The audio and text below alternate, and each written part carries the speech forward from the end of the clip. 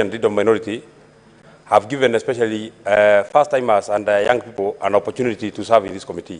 I've seen my colleagues, the Senator Karongo Adhangwa, I've seen Senator S.C. Okenyuri, I've seen Senator Eddie Gicheru, young people who are ambitious and they want to learn, and they will be able to tap into the experience that has been spoken about by my brother Senator Githuku. I hear by extension that Senator Sifuna is a young man. I don't know. I only hear that he's a young person. Although he does not appear to be what people impute, but anyway, I'll include him in that list of the young people because he's also coming in as a first-timer. Mr. Speaker, I would also wish to say this. In as far as we are looking at this matter, it is not really fair for anybody to impute that because the governor for Meru is a woman, they are supposed to be given special consideration. That the other time that the governor for another county who be a man is here, then he can be allowed to be dealt with by the Akina Medus, Akina Redama, Akina Charagais of this world. There's no problem. But because this one is a woman, then we should treat her and put more women in it. Then I would say that the other time that we have a man, then probably men would demand that all of us would be in that committee so that we're able to also take care of the men. I am personally a gender-sensitive person. I do not need the schooling that was offered by our colleague. I actually did it from home. I'm a father of 3 girls and 1 boy. So I think the rest ones are just around my home. I'm able to look at and take care of them. Finally, Mr. Speaker, it is actually, and the Senator for Nairobi has spoken about it, it's actually that our colleagues are taking the burden off our shoulders. It is them that will be able to look at, and I've seen the charges, there are so many. They are supposed to look at all the charges one by one and look at the evidence that is being adduced one by one, and then they will be able to make a determination on whether the charges are correct or not correct, there are facts to it or no facts to it. And so according to the 11 that will be in that committee, I would wish to wish you all the best. It is quite unfortunate that you not be able to enjoy Christmas with your people, but it is the cost of service. That is why you run for positions. That is why you are allowed to serve as senators. I know the leader of majority has said that from the conduct, I don't know what lenses the leader of majority is using. He's saying that in his own preliminary observations, we may be getting more customers in the coming days. I would really hope that we do not get customers for the next 5 years, because the more customers we get, the more unstable our counties are getting. So, Mr. Speaker, I support. I wish the committee all the best. I will be here to help you and support you in whatever support you require, and I might actually offer to come as a friend of the committee, because I'm not I'm just a neighbor. Nyandaro is just here. Thank you very much, and thank you, Mr. Speaker. Senator Omtata.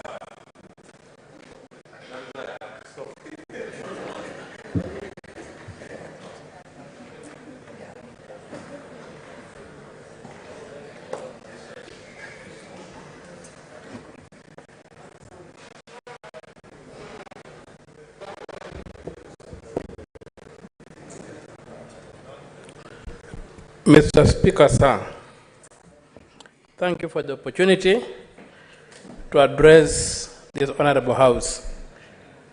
First and foremost, I would like to correct an impression created by Senator Halwale that this is a rehearsal for impeaching the president. It is not. Somebody's life and the consequences of an impeachment are not a rehearsal. Somebody is banned from public office for life. So please, this is not a rehearsal.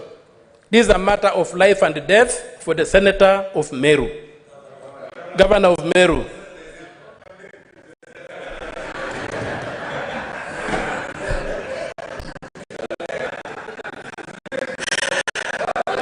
I am entertained.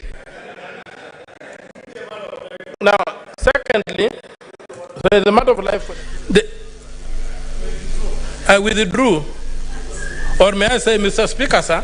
Cheptumo, may the Senator be heard in silence, please. For the benefit of my friend Cheptumo, I withdraw and apologize profusely to my... So, when I proceed, Honorable Speaker, I think the problem we are having in this House, 1B, and I think Professor Jenda touched on it. What is disturbing some of us is the process being called into this House, and the Senate by resolution makes the list if we have to go the committee way. I agree there's leadership in the House, but then they doesn't say the leadership of the House shall. It says the Senate shall. You may be having a practice that has been going against the standing orders, and they should end here.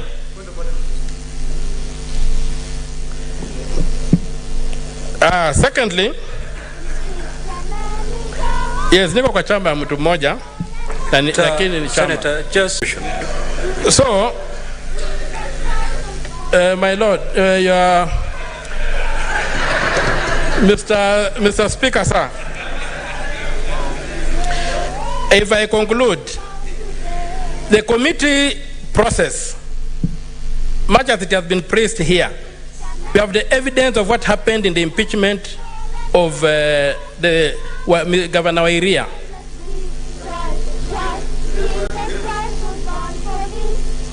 And Senate by resolution makes the list if we have to go the committee way. I agree there's leadership in the House, but then they doesn't say the leadership of the House shall. It says the Senate shall. You may be having a practice that has been going against the standing orders, and they should end here.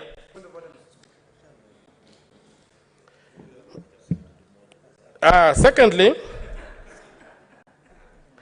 yes, niko kwa chamba mtu mmoja, lakini ni chamba. Senator, just proceed and make your contribution. So, my Lord, Mr. Speaker, sir, if I conclude, the committee process, much as it has been praised here, we have the evidence of what happened in the impeachment of Governor Wairia.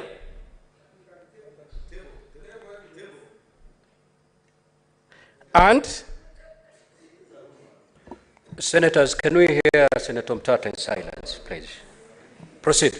And there were heavy complaints that the committee process did not work. In the Sonko impeachment, the committee was abandoned. It came back to the plenary. To support the motion, they played to the mind of the fact that plenary might not necessarily be able to do a detailed discussion on the matter. I am aware that the whole House comprised of senators who are competent enough. They can read, they can write, they can analyze, they can synthesize the issues as per the charges which you read before the floor of the House today. That, however, Mr. Speaker, cannot be deemed to be the reason as to why we would go for committee or the plenary. I want to support the committee for the reason that out of experience, there is much that can be done by 11 people and not by 47 people or 67 senators. The 11 members who have been selected by the House leadership comprise competent women and men who will be able to distill on the charges that has been placed before the House. And Mr. Speaker, ultimately, it is not in the place of the committee to make decisions on behalf of the plenary. I think it should not be lost on us that at the end of the session that the committee that has been selected have debated and come up with a report, it is the plenary that will make a decision on the basis of the report that that committee will have presented before the House. Mr. Speaker, as I support further for purposes of the comfort of the women senators here, I would equally like to bring to the attention of the Honorable Senator Gloria Orwoba that the women and men in this house are all equal. We cannot speak on one side hot and cold, saying that we're equal, and on the other side saying the lesser the number, we are unable to advance the interest of the other gender. I am convinced that the team that has been picked has not necessarily been picked on the basis of the gender. They have been picked because they are senators, they are qualified, they are members of this house, and they are able to prosecute the issue that is before the Senate. And for her comfort, therefore, the 3 members of the committee are competent enough, and they will be taking the issue beyond the gender. They'll be discussing the issue beyond the gender of either themselves or the candidate who is the governor of the county of Meru. If, Mr. Speaker, we take our emotions beyond the issues which we are supposed to discuss, we will, as a matter of fact, forget about the churches and deal with whether it is a woman or a man. Mr. Speaker, I support the setting up of the committee because at the end of it all, we will, as a house, pass at the plenary the report, discuss it, comment on it, whether they have met the threshold or not. And Mr. Speaker, the choice that the leadership made was not plucked from nowhere. It is provided for in the standing orders of this house, and that choice has been given for the reason that it is better because the people of Meru, the country, is looking up to this house to make a just decision on the charges that have been brought against the governor of Meru. And Mr. Speaker, I support the motion. I thank you. Senator Kinyo.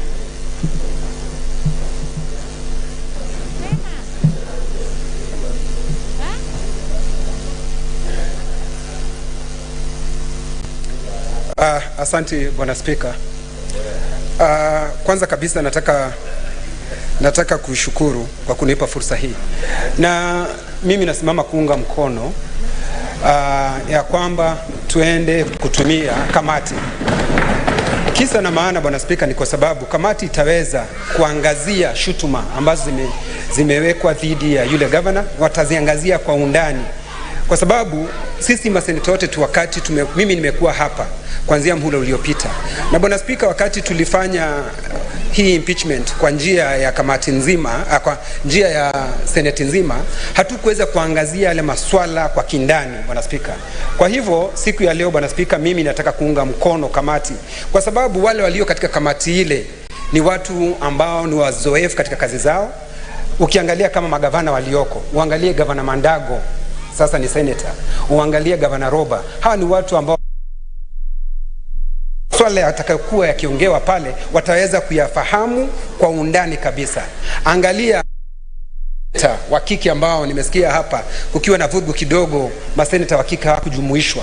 Bwana Spika, huu itaonekana sisi hatufahamu mambo vizuri kwa sababu maseneta walio hapa wa kike wamejumuishwa. Angalia Senator Tobiko amewekwa pale na yeye ni mzoefu, amekuwa katika siasa miaka mingi. Angalia tuna senator ambaye anaitwa Esther, tuna Senator Kavindu Bwana Spika. Wale ni watu ambao wataweza kuyachanganua haya maswala. Mambo ya kuambiwa kwamba kutakuwa na mambo ya kuangalia jinsia, hatutakuwa kukiangaliwa jinsia, tutaangalia yale tuhuma zilizoletwa za yule governor. Na yale mambo yatakayoangaliwa na viongozi hawa watakuwa wakiangalia kwa kindani na kipana. Watu wa Meru wangelitaka nini Bwana Spika? Kwa sababu watu wa Meru ndio waliofanya uchaguzi ule. Lakini baada ya haya masomo yote Bwana Spika kuangaliwa, sisi kama bunge tutaitwa wote tuweze kusema ya kwamba haya maswala yaangaliwa kivipi, na kwa sababu tuna jukumu lingine tutapatwa fursa ya kuweza kuangalia ikiwa hii kamati yenyewe itaona kuna mambo ambayo kutakuwa na dosari fulani ama kuna tuhuma moja ambayo wameona ni mbaya. Nina hakika tukiwa na Senator Sifuna ambaye najua ni mzoefu wa mambo ya kisheria, ninaona kuna vijana, angalia kama kuna Akechi na Kamau. Hawa ni watu Bwana Spika, sijui ni kwa nini mtu yeyote, maseneta wote walio hapa pengine kile ambacho wangetaka, kwa sababu ndio nimewasikiza wengine wanasema ya kwamba ati ikifanywa ile impeachment ikifanywa katika jumba hili, tukifanya tukiwa wote, ati ya kwamba tutajua masuala yanavyoendelea. Bwana Spika, hakuna jambo linafanywa katika seneti, katika kamati bila kuandika.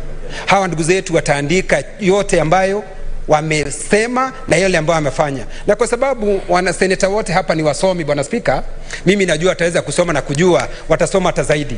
Lakini kile kimenistua Bwana Spika ni kwamba nimemsikiza seneta wa kutoka Busia, Bwana Spika. Seneta wa kutoka Busia anataka kuleta matata, Bwana Spika, akiwa ni seneta wa mtata, kwa sababu ameleta mambo mengine mapya ambayo anataka kutuelekeza, kutuambia kwanza tusimame shughuli za bunge, tufanye mikutano ya Kamukunji na maandamano. Bwana Spika, hatutaki mambo kama hayo. Sisi siku ya leo Bwana Spika tunamaliza hii shughuli, pengine kama kutakuwa na Kamukunji ni baada ya masaa yaliyowekwa katika seneti hii, lakini kutuambia tutoke kando kutufanye hiyo, Bwana Spika atakuwa akiongoza seneti hii katika shughuli ambazo sisi hatujazizoea. Lakini nakumkubalia kwa sababu pengine ndio anajifunza mambo ya seneti, amekuwa akishughulika katika koti. Mimi yeye na samahani kwake Bwana Spika, hata nimesikia akikuita jaji, wewe ni Bwana Spika. Asante Bwana Spika. Eta Wambua.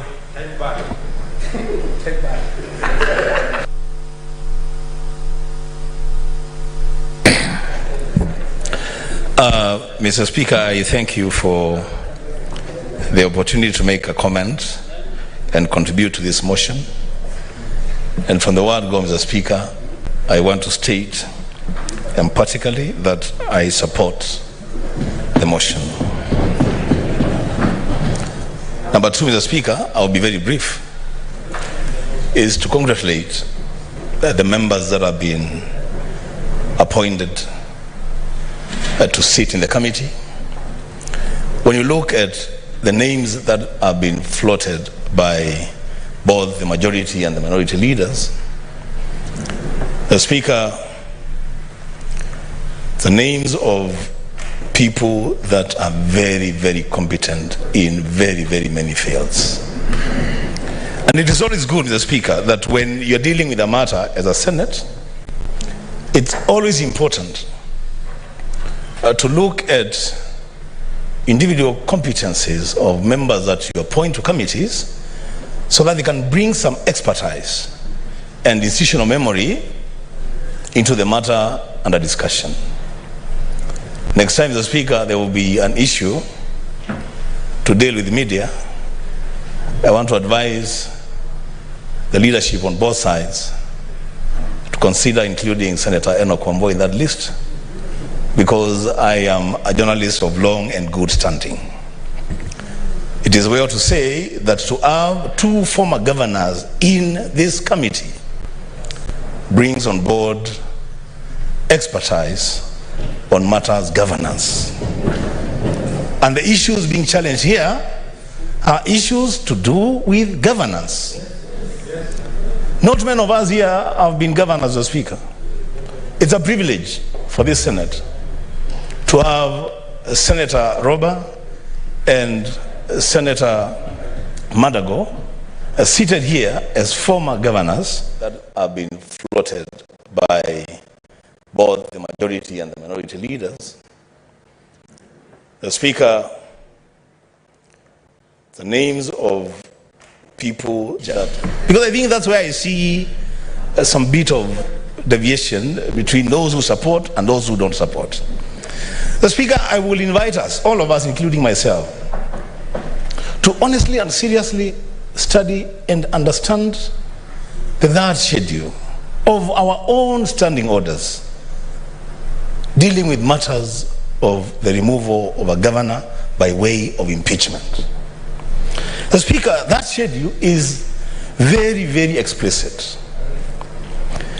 It has two parts. There is a part that deals with using the plenary way of impeachment. And if you allow me, the Speaker, to make reference, Rule 28 of the third schedule.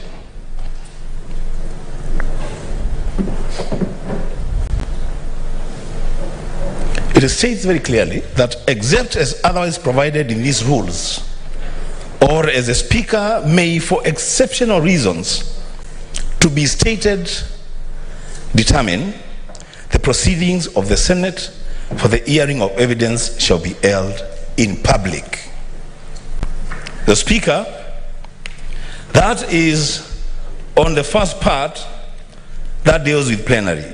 On the second part that deals with the select committee,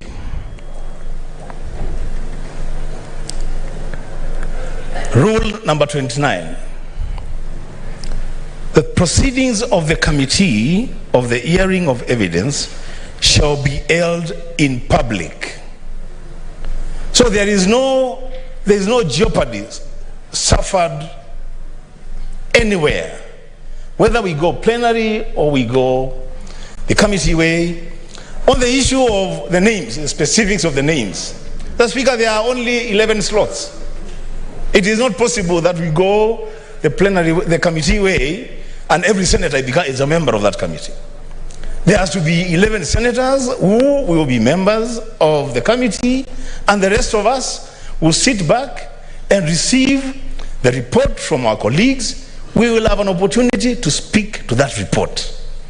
The Speaker, it is important that as we debate the way to go, we are properly guided by our own standing orders, so that we don't even create wrong impressions that perhaps we don't really understand. Senator Joyce. Senator Joyce. Thank you very much, Honorable Speaker. Allow me to support the motion that has been brought by the able majority leader on the issue of choosing the way to proceed with the trials of the impeachment of Governor from Meru County. Honorable Speaker, I've had my colleagues debate and share a number of experience, and I want to say this, Honorable Speaker, that the reason why we have been named, any member from this House is not denied or restricted to go and follow the proceedings of that particular committee. Honorable Speaker, I also want to say that it is good as at now that the Senate is fully constituted. We have former MCS, we have former speakers, we have former governors, and I want to say that the list that has been brought up by either the majority or minority is a list that it consists of members who are competent enough to assist us in terms of bringing up a report that can be tabled in this House and can allow members to ventilate on it and have a conclusion. Otherwise, Honorable Speaker, I just want to say that the honorable members of the County Assembly have a right to do the oversight role, and that is why they have done whatever they have done. The Honorable Governor has a right also to be heard. The members or the public, or the members of the public from the Meru County have a right to be served, Honorable Speaker. So the whole House that can assist them to be able to get the right service and to be able to have everyone play his role or her role is through the Senate, Honorable Speaker. So I don't want to say much, but I just want to say, Honorable Speaker, we support the way, the committee way to be able to start this trial. Thank you, Honorable Speaker. Senator Onyonka.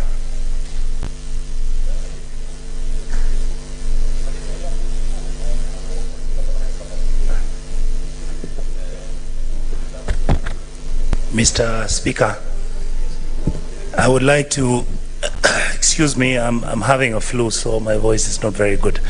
I would like to say just a few words in my contribution to this matter. And the reason for that is that the expectation of Kenyans on this matter is very high, And the reason for that is that this is going to be the first impeachment motion that is going to be tabled on the floor of this House, or rather tabled at the Senate. What I would wish for is that we take the evidence as it will come and we analyze it effectively, honestly, and with fairness, Mr. Speaker, so that the presentations that will be made should be a reflection of fairness and should be a reflection of the true issues that have happened in Meru. Because indeed, Mr. Speaker, what you see actually happening in Meru is not that it's not happening in other areas. There are certain substantive issues that have come up in some of the county governments. But indeed, when you look at the 47 counties, I would say out of the 47, maybe 3 or 4 could be having a problem. Mr. Speaker, I don't have a problem at all having the committee that has been selected so that they can then interrogate this issue effectively and make sure that we come to the conclusion of this matter fairly, where Governor Kawira is handled with dignity and decency, and where also the members of the county assembly, because their responsibility is to oversight the governor. Mr. Speaker, the other issue I wanted to raise is that we have borrowed heavily from the American system. If you look at what happened when Donald Trump as president was being impeached, it was the whole House that actually discussed him, that actually tabled the evidence, and that put that evidence on the floor, and the members then of Congress had to vote to decide whether he was guilty or not. When you come to the issue of January the 6th, then there was a deliberate attempt to create a committee. The reason for that is that the committee had to have expertise, the committee had to have people who are going to analyze the issue point by point to make sure that the matter that was going to be discussed didn't get lost. I actually was going to be against this motion, Mr. Speaker. I would like to say that for now, I want to support the motion. I hope that whatever deliberations you have at the committee level, make sure that those deliberations are fair and make sure that the people of Meru get what they deserve, including my able senator, the Deputy Speaker of this House. Thank you, Mr. Speaker. The Honorable Chiranke.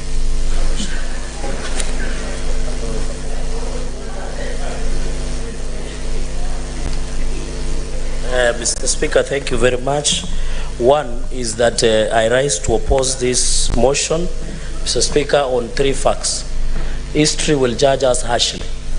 All impeachment proceedings that have gone to committee have become negative. They have become like laundry processes where governors who accusations are faced have come back. And many people are not correcting this, Mr. Speaker. I want, for the benefit of new members, if the committee sits and they find out that the charges are negative, that matter rests there. So I want to advise my colleagues who are excited that this matter will come back and they'll have a second bite of the cherry. They are not lucky. Mr. Speaker, when you look at Section 33 and Standing Order number 80, the issues that have been raised by Meru, MCS, Mr. Speaker, and other stakeholders is a weighty matter, Mr. Speaker. I want each and every senator, we sit in plenary. It becomes a learning process. We question. Mr. Speaker, the impression that we are creating outside there is that 11 are better than 67, which is not the position. Because, Mr. Speaker, in that plenary session, you will be the one presiding over.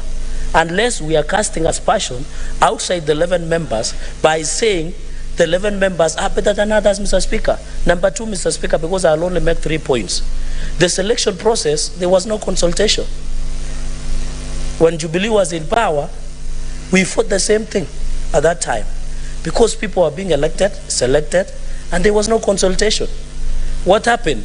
It became very bad. And I want to ask my brother, Senator Eddie, don't travel this path. It is very costly and slippery, as the Bible says. Mr. Speaker, number 4 is when you look at Section 33, unless I've had people saying, I don't have a problem with my colleagues, my brother, Senator Mandago and Senator Robert. They are qualified. Unless you are telling us who are former butchers that we are not qualified to sit simply because we were selling meat. We were butchers in Mosoria Trading Center. We are not qualified to sit there.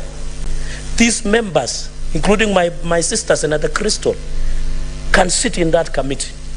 Mr. Speaker, this is a travesty of injustice, and my worry, the people of Meru shall not receive justice. Either Meru will hang on the strings of guitar, or in the words of Beyond Politics, a conversation with Kraito Murungi, who described the accused as a political fraud, both religion and political. Number 3, or we give them the skunk the way they came with it. But as a Senate, as we protect devolution, how can we tell the nation we are protecting devolution when we have relegated our role to 11 people because we simply want to go for Christmas? Mr. Speaker, history will judge us harshly.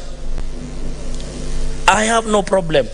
All these people are competent, but the process on how it was arrived. What is your point of order, Senator I hope you will hold my time, Mr. Speaker. What is your point of order, Senator Joyce? Thank you very much, Thank you very much, Honorable Speaker. I just wanted to know whether the Honorable is in order to mislead this House that unless their names are in the list, that is when they can talk of having the committee transact the trials. Because he is alleging that because he was a pusher, he is not in the list. Is he in order, Honorable Speaker?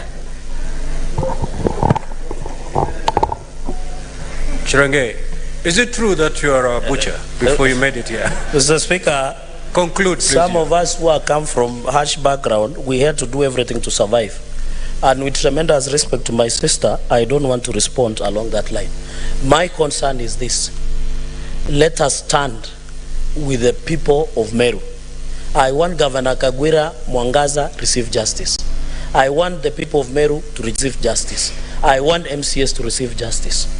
But Mr. Speaker, if we allow this motion to pass, this will be the greatest injustice that will ever be presided at the inaugural stages of this Senate, Mr. Speaker.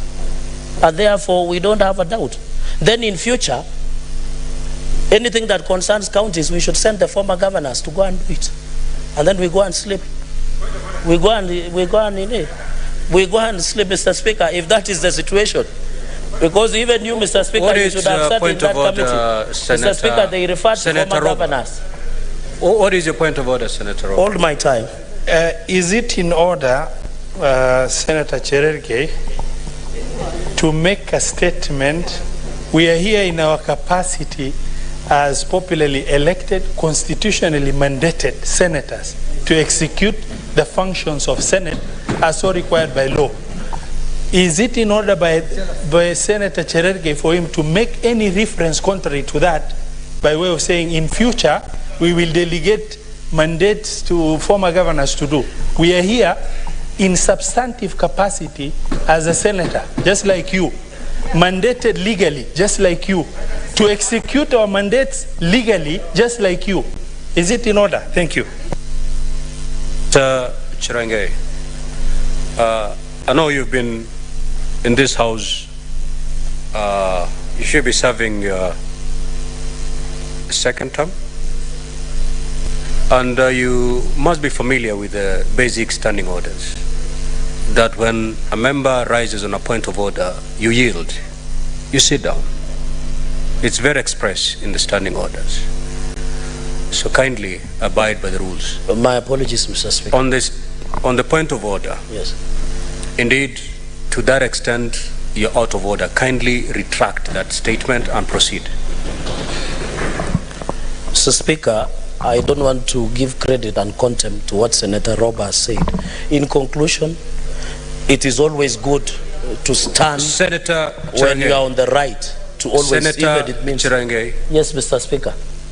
You've made a statement, yes, to the extent that in future, any matters touching on counties, we can as well just send governors, former governors.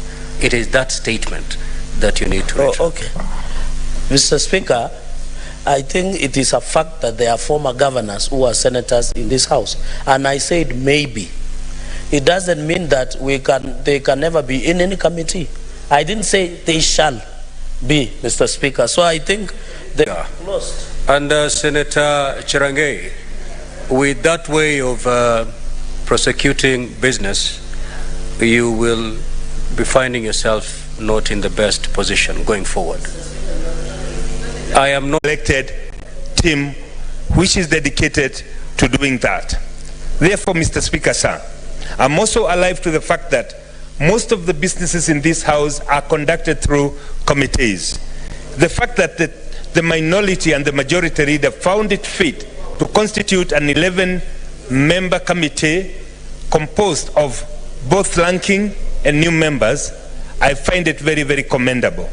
However, Mr. Speaker, sir, I must also say this, as a new member of this house, Mr. Speaker, at times I find that the standing orders that comes really interprets the flow of thought of the members, and some of us who are new here, they are actually feel intimidated, especially when ranking members have to keep on lacing the point of orders.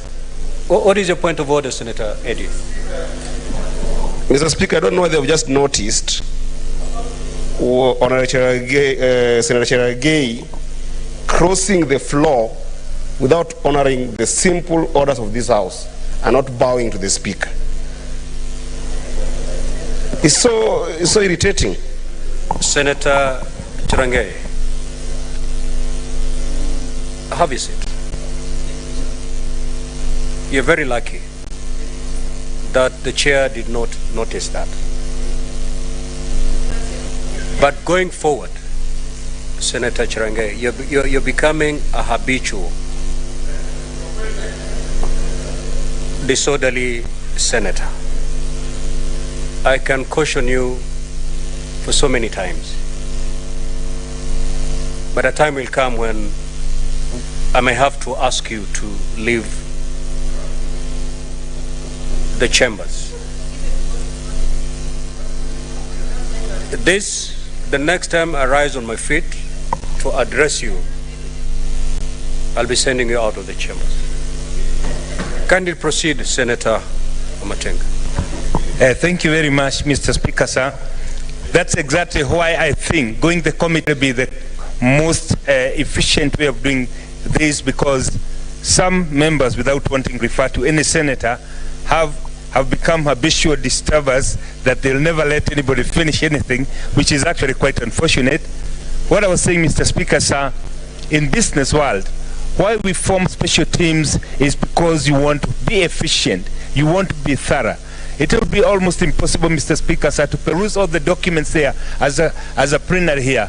I think the questions that will arise, Mr. Speaker, sir, will take ages to complete. Therefore, Mr. Speaker, sir, this process is time-bound. There is time after which it must be finished. That will not be possible, Mr. Speaker, sir, if you go the committee way. Finally, Mr. Speaker, sir, I would want to urge the House, as it has been said before, nobody is locked out from attending any proceedings of the committee. If you are so passionate about following the proceedings or being part of it, then I think it is still open to go and be a part of the 11-member committee without actually assuming that if your name misses on the list, then we do not stand a chance of delivering what would be fair. Mr. Speaker, sir, finally I would want to believe that when the committee presents its report in the House, we have a chance to also give our input depending on the findings. I therefore think that it would, for the sake of time, and this being Christmas period where most of us will be engaged elsewhere, I think it is best we go the committee way so that they can dedicate the time and the resources that are required so that they can come up with the findings within the required time. I therefore stand to support. Thank you, Mr. Speaker. Senator Osotsi. Thank you, Mr. Speaker, for the opportunity to also raise my voice on this motion. Mr. Speaker, I was very sympathetic to the Cherangei group, but you know, he gave up very fast. And now I can see many of the members who have risen to speak are in support of the committee option. So I also support the committee option, but allow me to make a few committee option, but allow me to make a few comments on the merits of the committee of the whole House. Mr. Speaker, as it was pointed out by Senator Onyonka, that this would have been an opportunity for the new senators to get to understand how the process works if we did a committee of the whole House. So I'm sure maybe they can attend the committee sessions as friends of the committee and learn. Mr. Speaker, also, I've looked at various democratic jurisdiction where impeachment processes are conducted by the committee of the whole. Like in the US, a Senate of 100 members sitting and conducting an impeachment process and doing it so thoroughly, I think it's something that this Senate will have to learn to do, so that in future, when we have a committee of the whole House, we are able to do a neat job without having to subject the process just to a few members who can do it. Thirdly, Mr. Speaker, I think we also need to relook at our standing orders, because, you know, impeachment is a very important accountability and oversight tool that we use to provide checks and balances in our counties. And I've looked at the names proposed, and the member, the senator for Meru, is not included among the members. We have developed a tradition where whenever we engage our county governors, the member for that area is invited. For example, in our park and peak committee meetings, they are always invited to come and hear, because they understand the issues better and they can interrogate, they can guide the other members. So I think it's something we need to look at, so that you do not have senators discussing your governor and you are not represented. So I think you should be given a choice whether you want to not to participate or you want to be a member. So it is very important for that consideration to be put in place. Otherwise, Mr. Speaker, I think the committee should do a thorough job, given that this particular impeachment is a unique one. Unique because it is an impeachment that has come 112 days later. And I know the proposed bill on impeachment procedure bill proposes that at least we need a longer period before an impeachment of a governor is brought before us. So this is a very, very unique impeachment, and I think the committee should do justice to the people of Meru and to this House by bringing a report that makes sense legally, and a report that we can easily support as a Senate. I think we need to do a neat job so that to avoid the challenges we have faced as Senate before. Mr. Speaker, you are aware we have had the impeachment motion that this House has passed, which have been challenged in court. The recent one being the impeachment of the governor of Wajir, who ended up finishing his term because of the gaps in the impeachment process that we had. So the committee, you have an obligation to do a thorough job, and a job that we will all support, because it will be strictly within the law. So for those few remarks, Mr. Speaker, I belatedly support the formation of a select committee of 11 people, and I encourage, maybe in future we should do more bipartisan process on such a matter, so that we don't have contestations on the floor of the House on a simple matter that we would have taken very short time, Mr. Speaker. Honorable Senators, we are not doing very well time-wise, and I can still see at the dashboard here that we still have a number of senators who still want to speak to this motion. With your concurrence again, Can we reduce the time to 2 minutes? So that we don't shut, because at some point we may have to shut some of you, and I don't think that's, I think 2 minutes. Do I have your concurrence? Yes. Good. Senator Kathuri Murungi.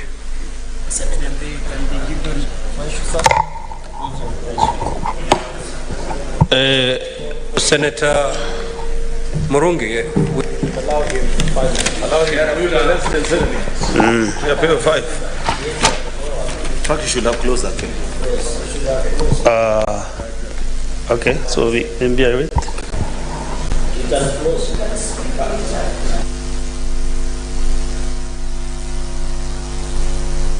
So I think Senator Murungi, this matter having emanated from your county, you should be the last to speak.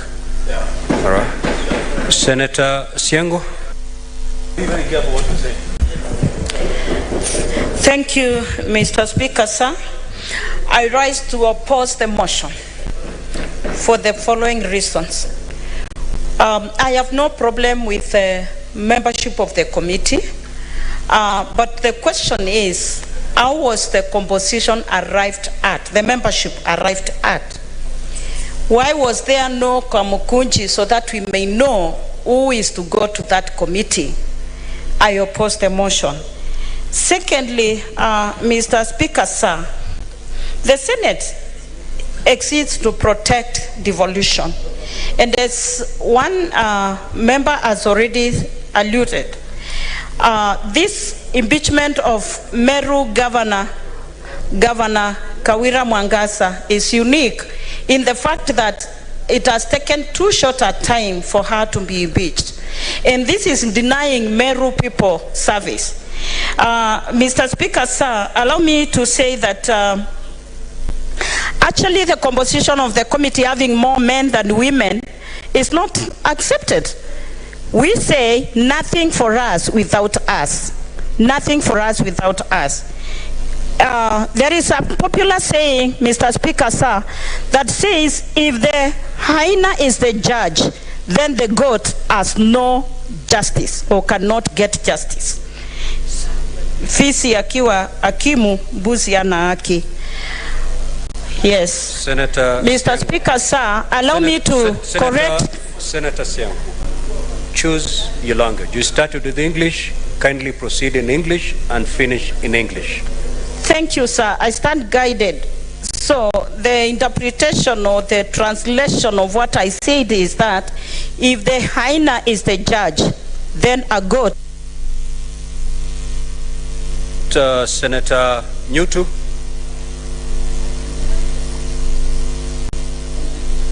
Thank you, Mr. Speaker, for giving me this opportunity to make my very first contribution.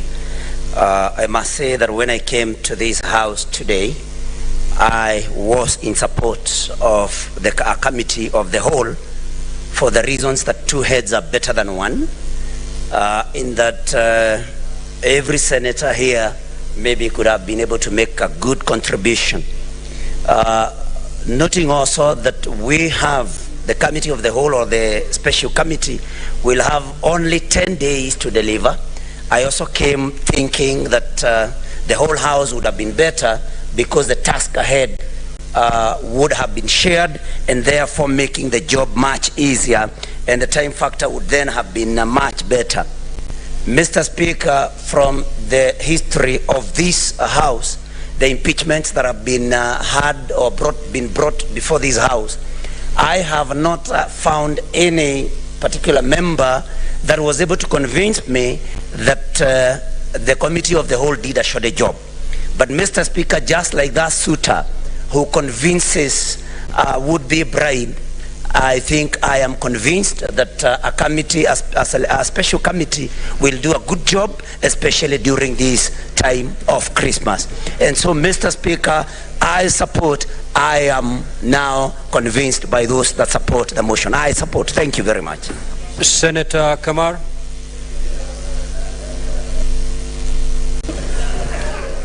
Thank you, Mr. Speaker, for giving me the opportunity to add my voice to this debate. Mr. Speaker, for me first, there is no difference between plenary and the committee. For one reason, we need to be fair to the people of Meru, we need to be just to the people of this country, and we need to do a clean job.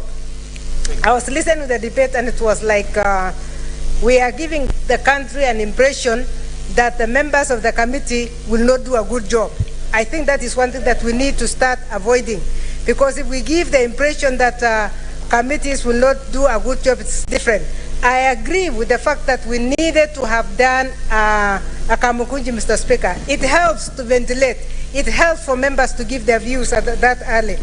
But, Mr. Speaker, lastly, I just want to mention the fact that the issue of gender is a very important thing. And it would have been very fair to increase the numbers of ladies, because there are issues. This lady, Honorable Her Excellency, the Governor, has been judged by the public. And she needs the comfort of that committee. She needs to trust the committee herself. And that's why I was so worried when we started derailing and moving to debate Gloria instead of debating which committee, whether we are going for committee or not. It's very important. The issue is about Kawira. We need to be fair to her as much as we need to be fair to the people of Meru, and as much as we need to be fair to the MCAs who have issues. And we must be trusted as a Senate. And for us to be trusted, I want to challenge the members of the committee that have been nominated, that they must come out.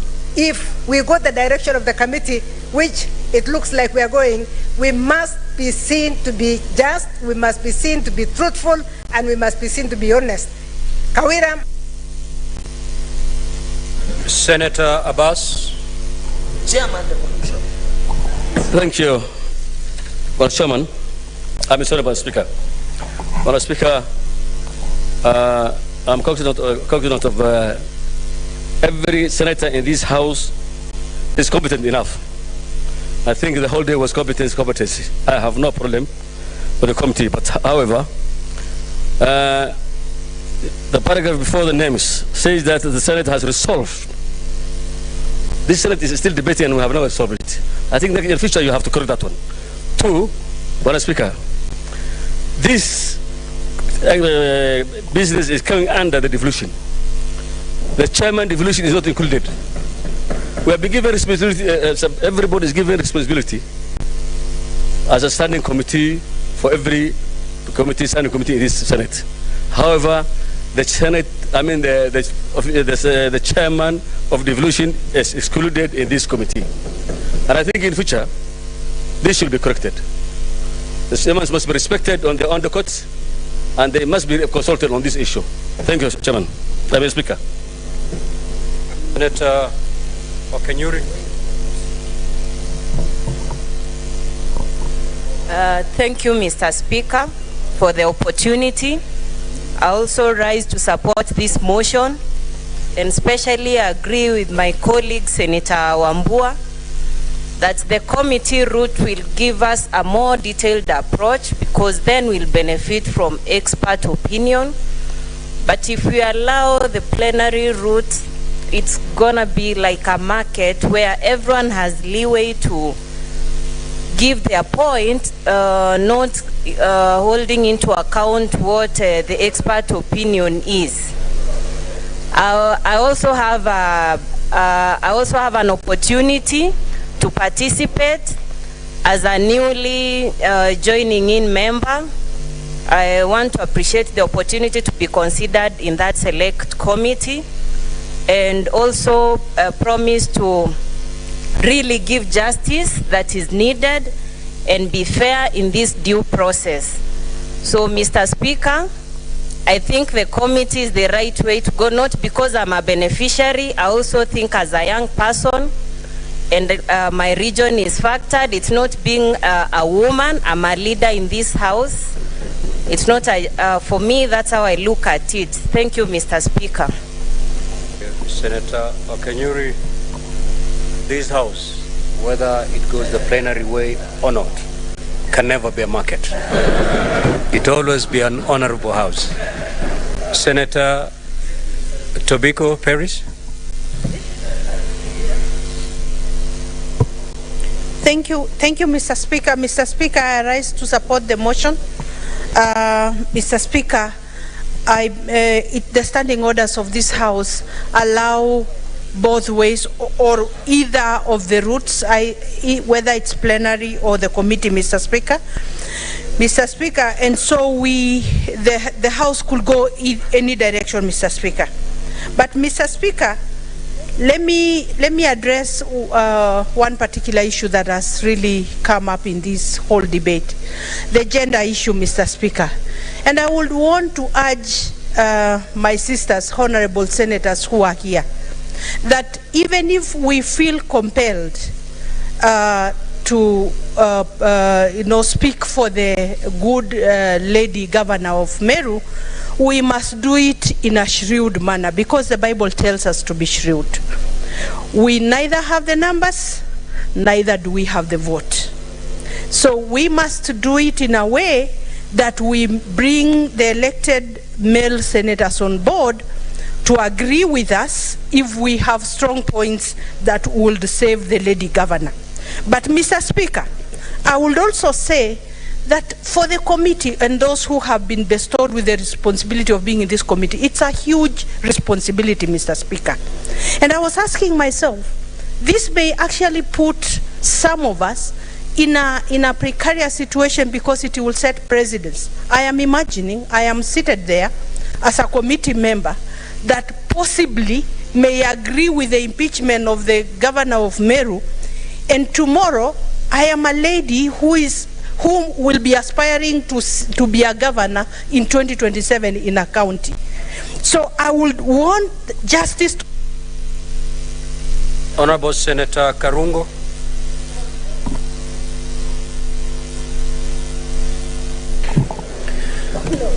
Thank you very much, Mr. Speaker. As I rise to support this motion, it's good to inform the House, yes, I am one of the nominated member to be in this committee, but I would support such a route whether I'm in this committee or not in this committee. Mr. Speaker, I've heard people say that if we go the committee way, it's going to be held away from the public. That is not right, Mr. Speaker, and every senator is allowed to appear in that committee, and they can as well contribute through the membership of that committee, Mr. Speaker. Mr. Speaker, it's also wrong to discuss the membership of this committee, saying some of them are governors or not governors. Mr. Speaker, whether we go the plenary way, the governors will be there. Whether we go the committee way, the governors will be there. So that is not supposed to be even entertained in this House, because we are all equal in this House.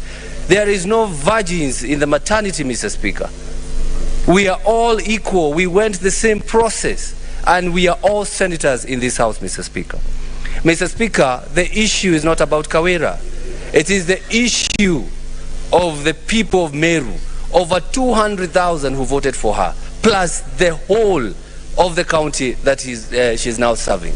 So, Mr. Speaker, I think with the committee, we are going to investigate this matter and give justice to both Kawera and the people of Meru County. And Mr. Speaker, having had an experience of going through such a process, I believe I'm going to be an asset to this committee, because I do understand what happens when it comes to such processes. And Mr. Speaker, because I support women, and I support women so much. Senator Murgo.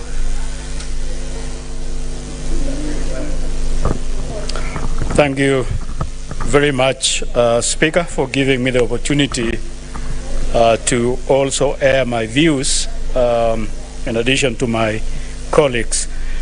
I came in actually opposing the motion, but I've been persuaded by a few facts. One fact is that a few people will find facts more than a larger group. So that has persuaded me to go the small group. And also, a small group will also is likely to be friendlier than a large group, because a large group is likely to be disorderly and just express themselves very differently. And then I look at people like Senator Tobigo and the others to be very mature, and therefore reasoning will be there rather than emotions. And therefore that will be good for the governor and also good for the county assembly people or MCAs, and then also for Meru people at large. Thank you. I support. Senator Murango. Thank you, Mr. Speaker, for giving this opportunity. And Mr. Speaker, after serious dialogue, discussion, and face-to-face with the majority leader, I support this motion. Mr. Speaker, when I look at the senators who have been put in this committee to look at this matter, I also can see a lot of experience in it. Mr. Speaker, starting with Dr. Halwale, who is a seasoned senator and has handled this matter before. We have the former Governor Jackson Mandago and Mr. Romba, Senator Romba. Karongo Dhangwa was a CC member at Kiambu at one time. We have Joseph Githuku, who was an MCA in Ilamu.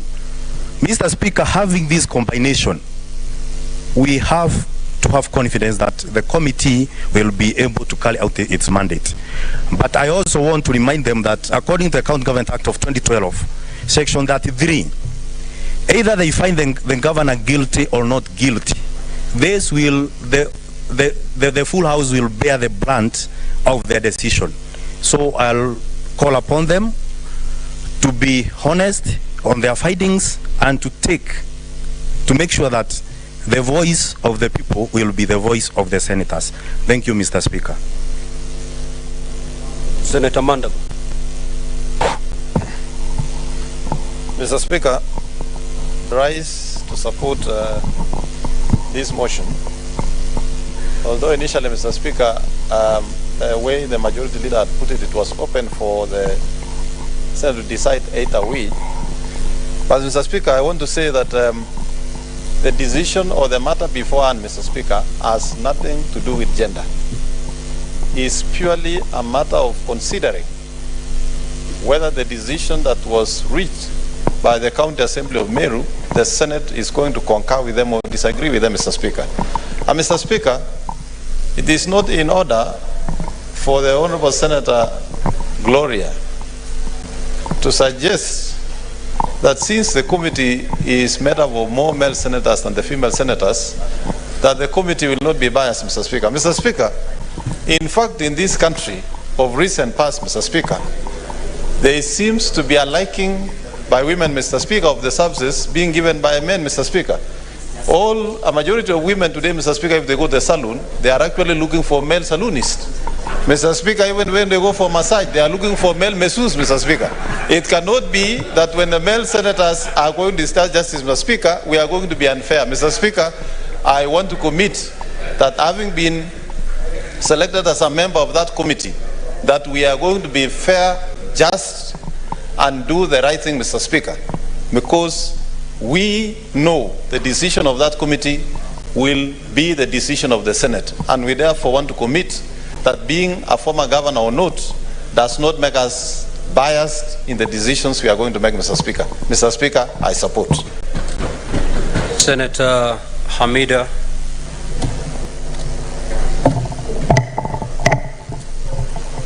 Thank you, Mr. Speaker. Mr. Speaker, my thinking is, if we had a fair balance of the gender, when I talk about gender, I'm just talking about the balanced number. We are aspiring the 2/3 majority, and we cannot achieve if we don't start with the Senate. So actually, I want to support Senator Kamar, looking at the merit of the balance. But I believe, I trust the committee way would be the right way to trust, because of course not all of us, and I'm sure they'll make the right decision, but I am not happy of course with the balance of the numbers. So let's practice that, and this is the only way. Of course, being in the Senate, this is the opportunity to do it, but otherwise I rise to support. Senator Kavindu.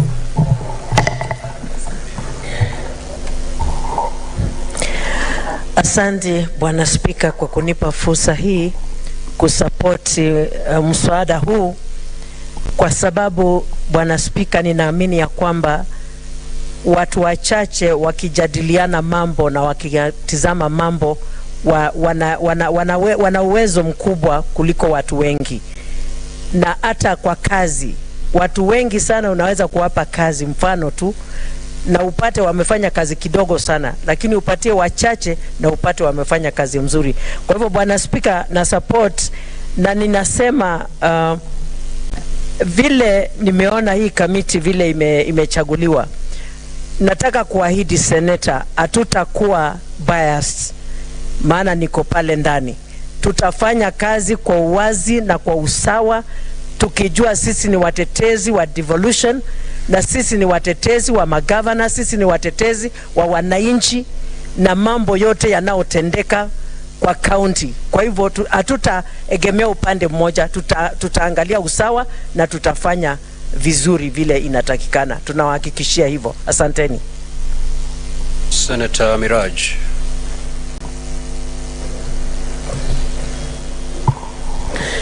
Mimi nasimama kuiunga mkono hoja ya majority leader ya kwamba tuende njia ya committee. Lakini pia vile niwezi kutoa changizo zangu kama mwakilishi maalum wa kike katika hii bunge la Senate. Tunazungumza mazungumzo na tunataka kuonesha ubabe, lakini lazima tuangalie nchi yetu inaelekea wapi kimisingi ya uwakilishi wa kike. Tumeambiwa kwamba sisi tuko hapa, na hata labda tungepata fursa ya kukaa katika hiyo komiti, tusingekuwa na sauti ya kupiga kura. Na waambia kina mama wale ambao wanafuatilia hili bunge leo, waone na wajue ya kwamba hata kama ingekuwa kuna hoja za kijinsia katika haya malalamishi ambayo yameletwa ndani ya nyumba hii dhidi ya Gavana Kawira, basi sisi kama kina mama tungekuwa na kura 3 pekee. Na waomba kina mama, sisi tunapokuja kuwaomba kura, hatuwaombi kura kwa sababu tunataka kukaa tu kwenye hii nyumba. Tunawaomba mtupe sauti na nguvu, ili wakati kama huu ukifika tuweze kutoa sauti zetu, sio kwa sababu Kawira ni mwanamke, lakini kusimamia haki yake. Kwa sababu yale maneno yamezungumzwa katika social media na yale ambayo yanaendelea katika vyombo vya habari, ni wazi ya kwamba ameshutumiwa kwa sababu ni mwanamke.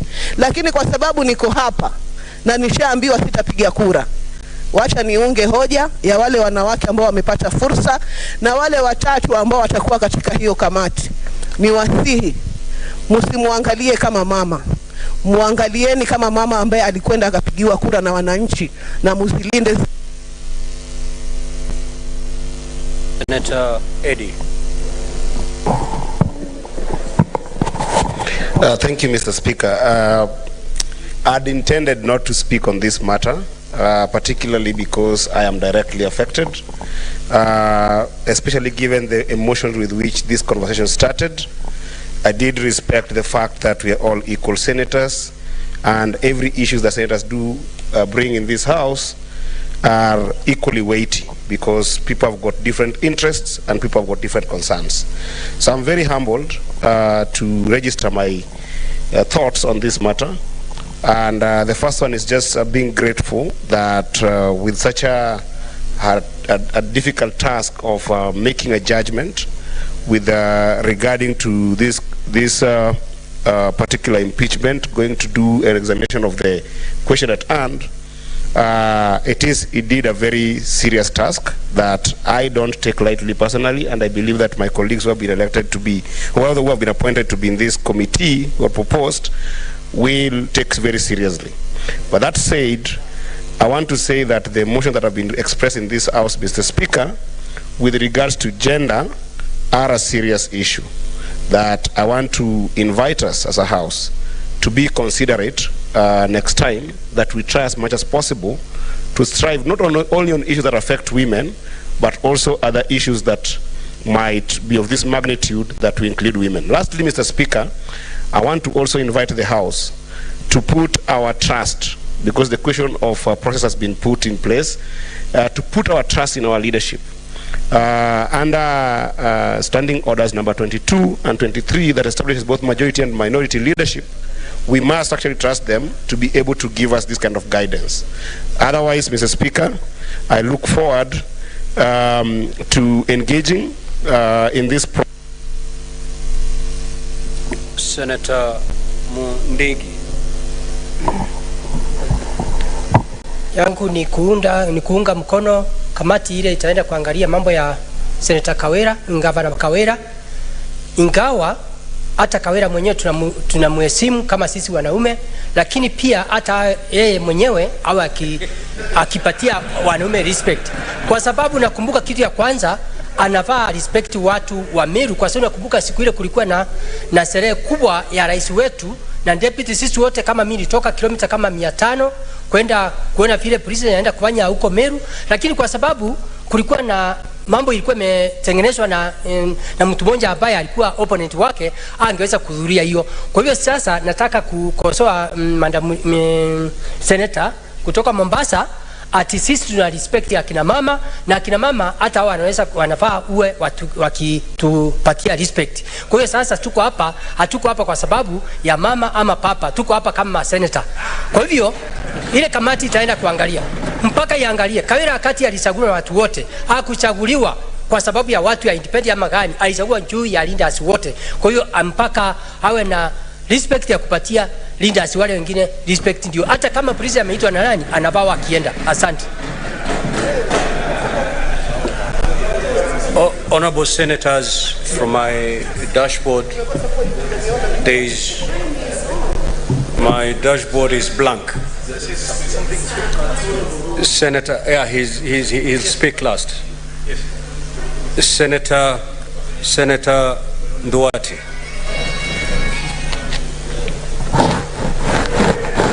Mr. Speaker, sir, maybe the technicians need to check this because my button was on all this time.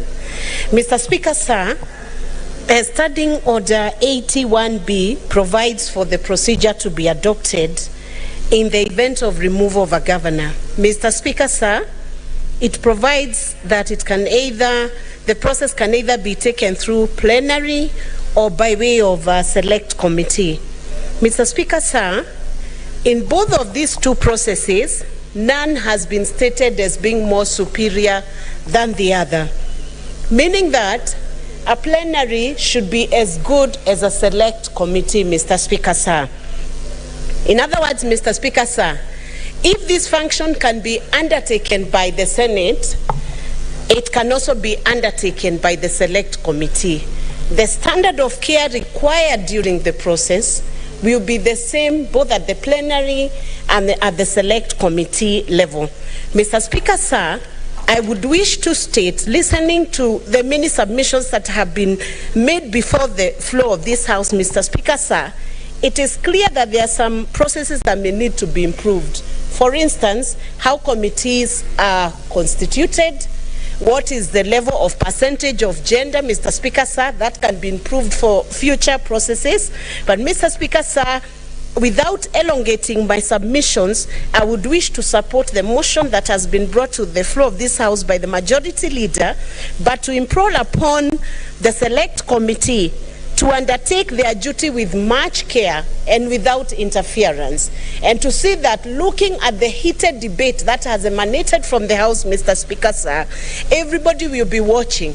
Both the governor needs a fair trial, the standard of proof. At this juncture, we'll allow the the Honorable Senator of Meru 5 minutes. Thank you, Honorable Speaker.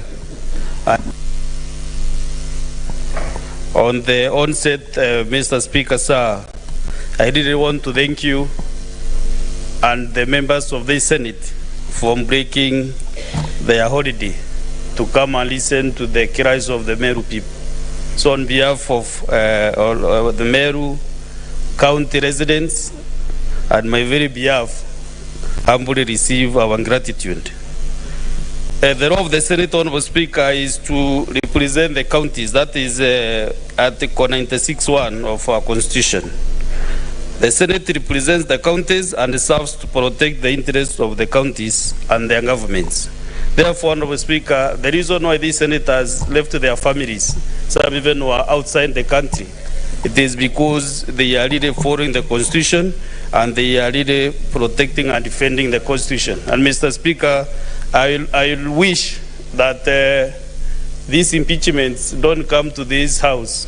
It's unfortunate that Meru County is the first county to be brought on this matter. And Mr. Speaker, my wish is that both the parties, that is the Meru County Assembly, the 67 members who penned their signatures to impeach the governor will be listened to, and also the governor. I'll really request her this time to appear before the Senate, because last week she did not appear before the County Assembly because she thought that there was a breach of the court order. But I really beg her also to appear before this committee, which will be maybe dominated today, so that also she can be heard, Mr. Speaker. Mr. Speaker, this matter has come at a time that is not so good because we are in our festivities. And Mr. Speaker, due to the past experiences, sometimes it becomes difficult to get the requisite quorum because we need 15 senators so that we can present the plenary. And therefore, Mr. Speaker, you know, if we go this route, I am afraid that getting that quorum sometimes might be difficult. And we want this matter to be expedited as fast as possible. Unfortunately, the Meru people thought today is the day that we are listening to all the issues and also making the decision. So I was forced this morning to go to all the radios to explain to them that today is just the start of the process. Therefore, Mr. Speaker, Meru community is very anxious. I know this Christmas, most of them, some of us will enjoy the Christmas, not in the normal manner. So, Mr. Speaker, we must get the system or the method which at least will give commitment. Because if we have 11 members committed to this course, Mr. Speaker, I know that matter will be expedited with the fastest time possible. And these 10 days, if this matter can be listened to even within 5 days, that will be okay, Mr. Speaker, because the maximum time is 10 days for the committee to listen to all parties and bring the report to this House. Even if we are recalled earlier than the 30th of December, we will be able to come back, Mr. Speaker. And Mr. Speaker, members should not be worried because we are bound by our standing orders to appear as friends of committee. Therefore, Mr. Speaker, all those members who feel that they should be part of that committee to listen to the issues, either in the defense of the governor or against, they are free to attend those sessions. Personally, even though I'm not in the committee, for the interest of my people, I will be appearing as much as possible to the committee to listen to the issues that will be raised, Mr. Speaker. Mr. Speaker, I want to confirm whether that gap is because of my statement or it is because of former Senator Governor Mandago. No, it is because of... Thank you very much indeed. Thank you very much. So I was saying I will be, even my friend here, Senator Medu, will be much interested also to participate, to appear. And I also encourage as many senators as possible to appear as friends of the committee. Senator Chalegei, I also request the chair, because you don't know the chair who will be elected chairman of the committee, to give even the senators who are not members of the committee even time to even interrogate the witnesses. because that is the prerogative of the chair to give the friends of the committee. So if it is possible, as much as possible, whoever will be the chair should be lenient enough also to give other senators who are not members of the committee also time to ask questions and clarifications. So, Mr. Speaker, as a senator for Meru, I'm happy, and I know the committee or the other, whichever way this matter goes, Meru will get justice, and I hope that by the end of the month, things will be better and back.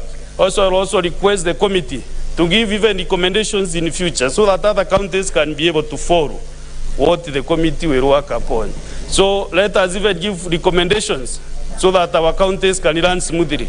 With those many remarks, Honorable Speaker, I thank you and wish all the senators Merry Christmas and Happy New Year. Thank you. Thank you, Senator. At this juncture, I will call the Leader of Majority, who is the mover of this motion, to reply.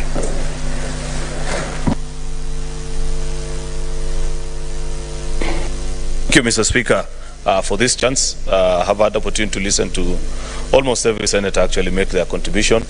Those who agree, majority who agree that this is the way to go, and a few that maybe for one reason or the other thought otherwise. I think their views have also been listened to, and for good reason. As leadership, we keep on learning every day. People are different, people appreciate issues differently. Not everyone is made of the same temperament and cut from a particular cloth, Mr. Speaker. So you have to understand people. Leading a team as big as the ones that either minority leader leads or myself calls for balance. You know, Mr. Speaker, many things have been said and many suggestions have been given, including the possibility, you know, sometimes people say things and you listen and say, if you are in my position, will that be practical what you're saying? That for every decision that you want to make, you must first call people into a meeting and say, which way? Surely, I don't think we will ever make any progress. It's a reality of life. We don't make light actually of the various opposing views that we've listened to, especially on what is justified. But I think, to me, Mr. Speaker, the winner of it all is the senator for Meru has just finished on the floor. He speaks on behalf of the people of Meru. He has a confidence of this House, and has said, whichever way this House decides, plenary or committee, that he is comfortable in the interest of the greater people of Meru to have for them to get justice. And he has agreed with the motion as proposed.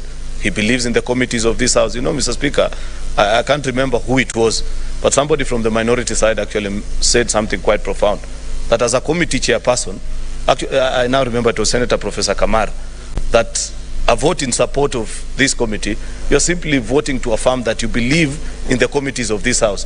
This committee is no different from any other of our committees.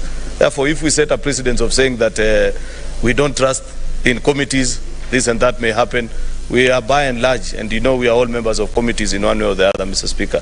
Therefore, Mr. Speaker, I plead with my colleagues, let us vote, support the motion as is, and tomorrow our colleagues can begin the work and put us on notice. As soon as they are ready, we shall come back to hear what will be the finding of his committee. With those many remarks, Mr. Speaker, I beg to move.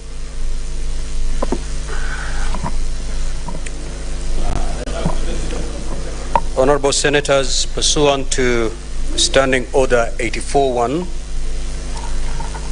I do determine that the matter affects counties, and therefore voting will be by county delegations. The vote will be carried when a minimum of 24 delegations vote in favor of the motion. At this juncture, I'll ask the Sergeant at Arms to ring the division bell for 2 minutes.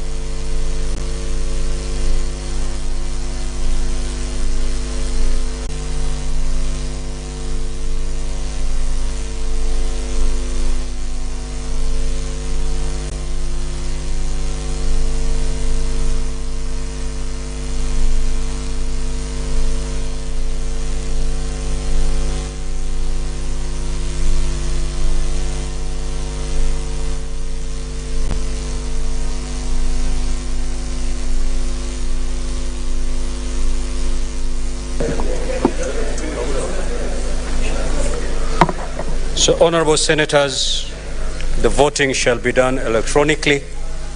So kindly use your cards to log in. Honorable senators, I now put the question. But before I do that, Senator, please walk in.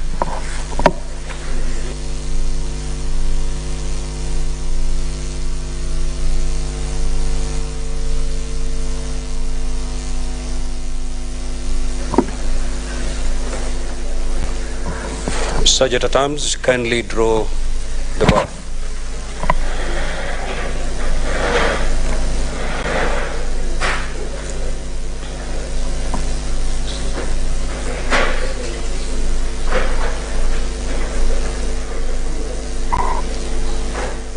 Speak of the Senate of the approval of the motion by the County Assembly and further forwarded to the Speaker of the Senate documents in evidence of the proceedings of the Assembly.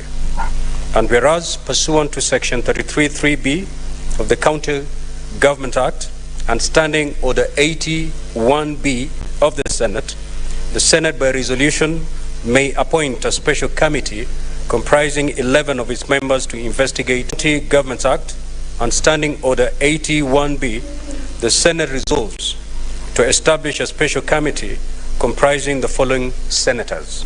1. Senator Dr. Boni Kalwale, CBS MP. Senator Jackson Mandago, EGH MP. Senator Karungo Thangwa MP. Senator Esther Okenyuri MP. Senator Roba Ali Ibrahim, EGH MP. Senator Peris Tobiko MP. Senator Eddie Gisheru Okech MP. Senator Joseph Githuku Kamau MP. Senator Edwin Sifuna MP.